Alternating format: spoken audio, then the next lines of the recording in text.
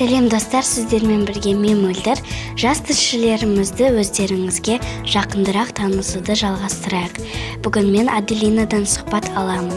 Аделина, сәлем, қалың қалай? Сәлем Мөлдір, қалым өте жақсы. Аделина, сені тілшілік немен қызықтырды? Мен актриса немесе журналистка болғым келеді, сондықтан ол мені қызықтырды. Менің ойымша, бұл өте қызықты мамандық.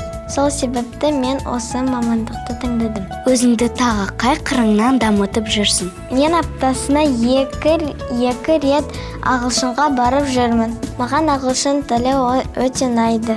Мен оны ары қарай зерттегім келеді. Сен бос уақытында немен айналысасың? Мен бос уақытымда сурет салам немесе сіңіліммен ойнаймын. Армандағанды бәріміз жақсы көреміз. Сенде де солай шығар. Нені көп армандайсың?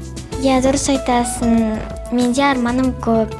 Мен ата-анамды және отбасым бақытты және көңілді болып жүргенімді армандаймын. Ата-ананың үмітін ақтау үшін не істеу керек? Ата-ананың үмітін ақтау үшін жақсы оқу керек және ата-ананың тілін алу керек.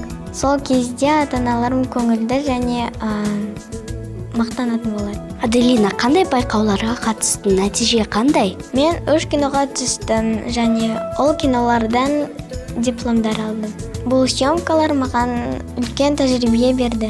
Еліктейтін адамдар бар ма? Я, әрине, еліктейтін адамым бар. Мен өз апама ұқсағым келеді. Менің апам аты Бағаш.